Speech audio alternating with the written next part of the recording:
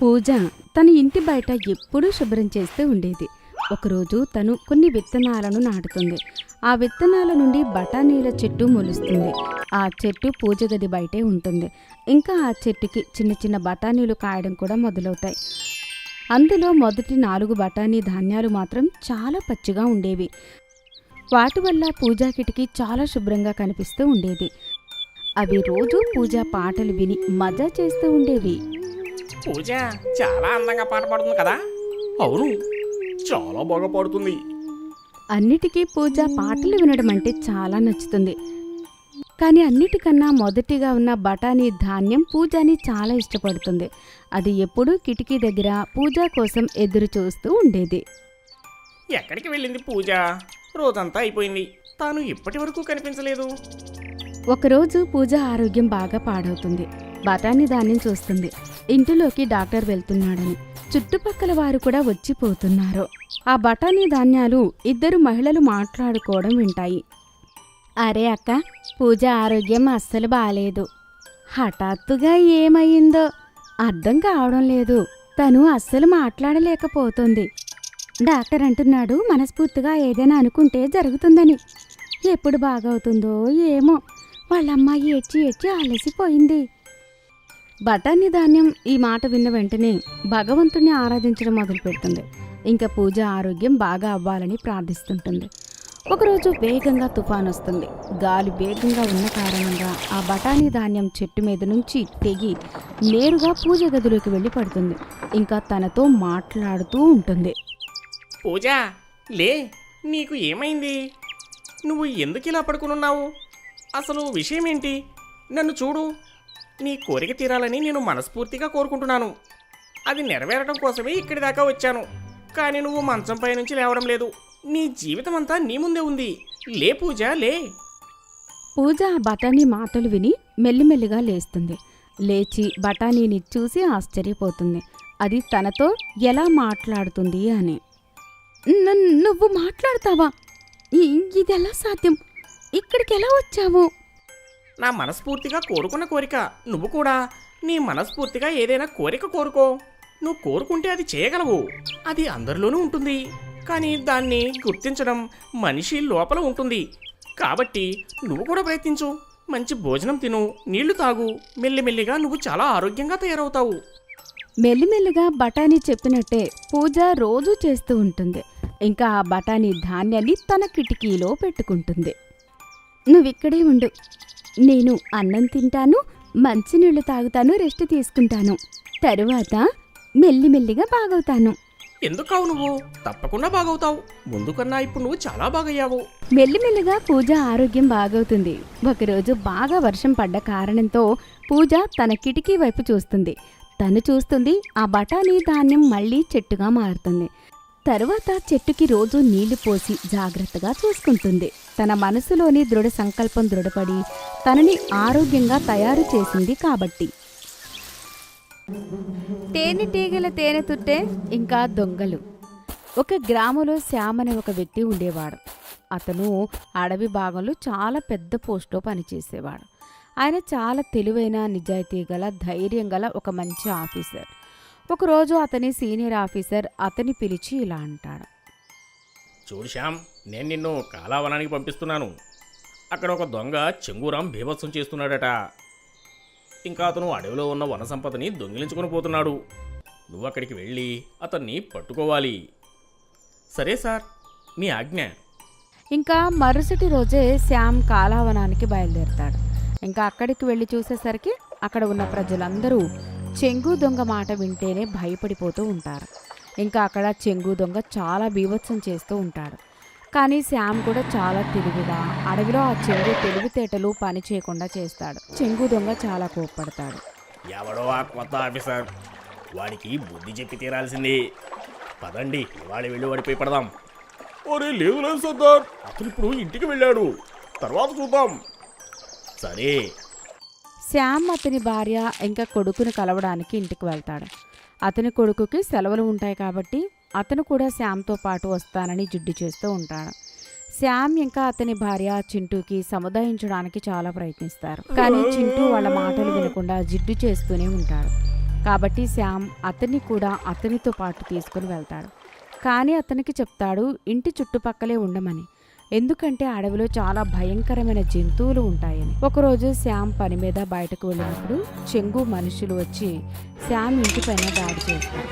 కానీ శ్యామ్ అక్కడ లేకపోవడంతో వాళ్ళకి చాలా కోపం వస్తుంది. ఇంకా కోపంలో వాళ్ళు చింటూని ఎత్తుకెళ్తారు. వీడిని తీసుకెళ్తున్నాం కదా, వాడే మన వెనకాల పడి వచ్చేస్తాడు. చెంగు మనుషులు చింటూని ఎత్తుకుని వెళ్ళిపోతారు. శ్యామ్ ఇంటికి తిరిగి వచ్చిన తర్వాత ఆ విషయం తెలుసుకుని చాలా కంగారు పడతాడు. ఇంకా చెంగు మీద దాడి చేయడానికి పోలీసుల్ని సహాయం అడుగుతాడు. కానీ పోలీస్ ఆఫీసర్ అతన్ని కొంతమంది ఫోర్స్ వచ్చే వరకు ఆగమని చెప్తాడు. దొంగల అడ్డాలో చింటూ ఒంటరిగా భయపడుతూ ఉంటాడు. కానీ అప్పుడే అతనికి అక్కడ ఉన్న తేనెతుట్టె కనబడుతుంది. ఆ తేనెతుట్టెని చూసిన వెంటనే చింటూకి ఒక ఐడియా వస్తుంది. సాయంత్రం అందరూ భోజనం చేస్తూ బిజీగా ఉన్న సమయంలో చింటూ అతను ఒక దుప్పట్లో కప్పుకొని ఆ తేనెతుట్టెని రాయితో కొడతాడు. రాయి తగిలిన వెంటనే తేనెటీగలకు కోపం వస్తుంది. ఇంకా అవన్నీ వెళ్ళి ఆ దొంగలపైన దాడి చేస్తాయి. తేనెటీగల దాడి చూసి ఆ దొంగలు భయపడిపోతారు. ఇంకా తప్పించుకోవడానికి అక్కడ ఇక్కడ పరిగెడుతూ ఉంటారు. తేనెటీగలు చెంగు దొంగని కూడా చుట్టుముడతాయి. ఎవరైనా వీటిని తరమండి. ఇంకా చింటూ అవకాశం చూసుకొని అక్కడి నుంచి వాళ్ళ ఇంటి వైపుకు పారిపోతూ ఉంటాడు. మధ్యదారిలో అతనికి వాళ్ళ నాన్న ఇంకా పోలీసులు కనిపిస్తారు. చింటూ వాళ్ళకి ఆ దొంగల ముఠా గురించి చెప్తాడు. ఇంకా పోలీసులు వాళ్ళని పట్టుకుంటారు. కానీ పోలీసులు చేయాల్సిన సగం పనిని తేనెటీగలు చేసేశాయి. ఎందుకంటే పోలీసులకు దొరికేసరికి ఆ దొంగలు చాలా గాయపడి ఉంటారు. ఇంకా ఈ ప్రకారంగా చింటూ తెలివితేటలతో ఆ తేనెతుట్టె సహాయంతో చెంగు అత్యాచారం అంతమవుతుంది. ఇంకా అందరూ చింటూని బాగా పొగుడుతారు. బంగారు పకోడీలు. విశాల్ ఒక కూలి పనివాడు. అతను రోజు ఎక్కడో ఒక దగ్గర కూలి పని చేసి తన కుటుంబాన్ని పోషించేవాడు. అతను కుటుంబంలో తన భార్య మాల, బాబు భువన్ ఇంకా కూతురు సుమన్తో కలిసి అద్దె ఇంట్లో ఉండేవాడు. అతనికి ఒకరోజు పని కోసం 500 రూపాయలు దొరికేవి. ఒకరోజు విశాల్ వచ్చి ఆ రోజు డబ్బులు మాలాకి ఇచ్చాడు. మీ సంపాదన పెరిగితే బాగుండు. పిల్లలు పెద్దవాళ్ళవుతున్నారు. ఇలాగే కానీ నడుస్తూ ఉందంటే మనం ఏమీ దాచలేకపోతాము. నువ్వు ఏమీ చింతించొద్దు మాలా, భగవంతుడు ఏదో ఒక మార్గం తప్పకుండా ఇస్తాడు. అలా కొన్ని రోజులు గడిచాక ఎప్పుడైతే విశాల్ ఒక బిల్డింగ్లో కన్స్ట్రక్షన్ పని చేస్తున్నాడో అప్పుడే అతను కాలు జారి 2వ అంతస్తు నుండి కింద పడిపోతాడు. అతనికి చాలా పెద్ద దెబ్బలు కూడా తగులుతాయి. ఎప్పుడైతే అతనిని హాస్పిటల్కి తీసుకువెళ్తారో డాక్టర్ గారు ఇలా చెప్పారు. మాలా గారు, పైనుంచి పడడం వల్ల విశాల్కి ఒక మోకాలు విరిగిపోయింది. ఇతను 3 నెలల వరకు పనిలోకి వెళ్ళకూడదు. నేను పట్టీ వేసేశాను. ఇదిగో కొన్ని మందులు, ఇతనికి రోజూ ఇవ్వండి. డాక్టర్ గారి మాటలు విని విశాల్ ఇంకా మాల బాధపడుతూ ఉంటారు. ఇప్పుడు ఇల్లు ఎలా గడిచేను అని ఆలోచనలో పడిపోతారు. పిల్లల పరిస్థితి ఏంటా అని. ఏమండి, నేను ఏమైనా పని చూసుకుంటాను. ఇప్పటి వరకు మీరు ఇచ్చిన డబ్బుల్లోంచి నేను కొన్ని డబ్బులు దాచి ఉంచాను. మనం ఒక 2 నెలలు వాటితోనే ఇంటిని గడుపుదాము. దాని ముందే నేను ఏమైనా పని చూసుకుంటాను. ఒకరోజు మాలా బజారుకు వెళ్ళి కొన్ని సామాన్లు కొనుక్కొని తిరిగి వస్తూ ఉంటుంది. అప్పుడే ఒక ముసలి ఆమె అడుక్కుంటూ ఆమెకి కనిపించింది. చాలా ఆకలిగా ఉంది అమ్మా, నాకు ఏమైనా తినడానికి ఇవ్వమ్మా. 1 వారం రోజుల నుంచి నేను ఏమీ తినలేదమ్మా. ఆ ముసలి బామ్మని చూసి మాలకి ఆమె మీద జాలి కలుగుతుంది. అమ్మా, మీరు ఈ 100 రూపాయలు తీసుకోండి. మీరు హాయిగా కడుపు నిండా తినండి. నా దగ్గర ఇప్పుడు ఇంతే ఉన్నాయి. నువ్వు నిండు 100 ఏళ్ళు బతుకమ్మా. నువ్వు నా కోసం నీ దగ్గర మిగిలి ఉన్న నీ డబ్బులు అన్నీ నాకు ఇచ్చేశావు. భగవంతుడు ఎప్పుడూ కూడా నీకు దేనికి లోటు లేకుండా చూస్తాడు. అలా మాల ఆ ముసలి ఆమెకి 100 రూపాయలు ఇచ్చి వెళ్ళిపోతుంది. ఇంటికి వచ్చి మొత్తం విషయమంతా విశాల్కి చెప్తుంది. ఒక ముసలి మామకి భోజనం తినిపించి మంచి పని చేశావు మాలా. డబ్బులు మనం ఏదో ఒకలా సర్దుకుందాంలే. కొన్ని రోజుల తర్వాత ఎప్పుడైతే మాల మళ్ళీ మార్కెట్కి వచ్చిందో అదే ముసలి బామ్మ అడుక్కుంటూ ఉంటుంది. అప్పుడు మాల ఆమె దగ్గరికి వెళ్ళి ఇలా అంది. బామ్మగారు, ఈరోజు నా దగ్గర ఈ 10 రూపాయలే ఉన్నాయి. దీనితో మీకు నేను భోజనం అయితే తినిపించలేను. ఉండండి, నేను మీకు పకోడీలు కొని ఇస్తాను. అలా మాల పక్కనే ఉన్న పకోడీల దుకాణానికి వచ్చి 10 రూపాయల పకోడీలు కొని ఆ బామ్మకి ఇస్తుంది.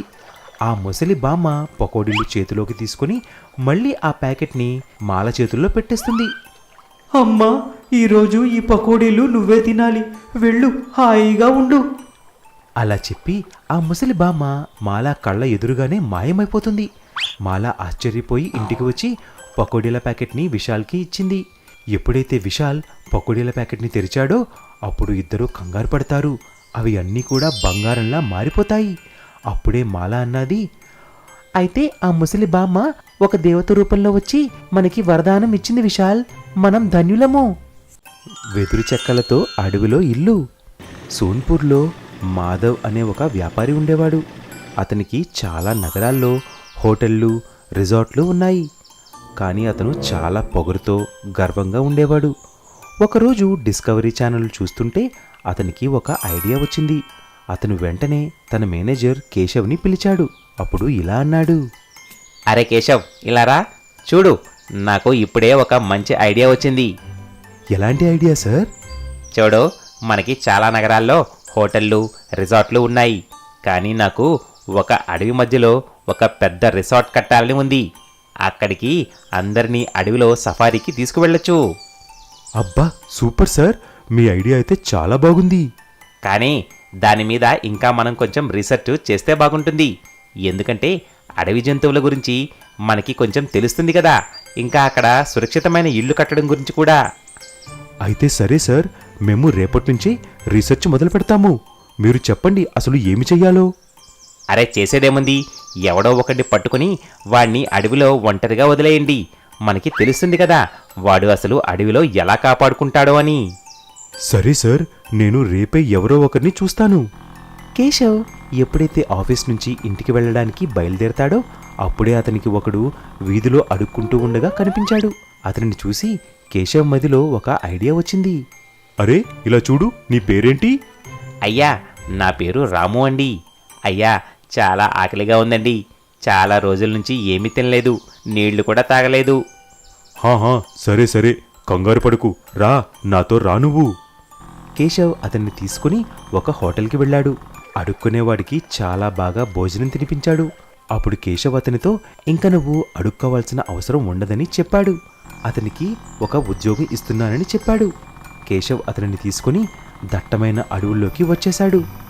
అరే అయ్యా, ఇక్కడ ఏమి పని చెయ్యాలి? అరే ఏమీ లేదు, ఈ స్థలాన్ని మా సేట్ గారు కొన్నారు. ఇక్కడ కొంచెం శుభ్రపరిచే పని చెయ్యాలి. ఇంకా నేను నిన్ను తీసుకువెళ్ళడానికి సాయంత్రం వస్తూ ఉంటాను. అలా కేశవ్ చాలా తెలివిగా రాముని ఆ అడవిలో వదిలేసి వెళ్ళిపోతాడు.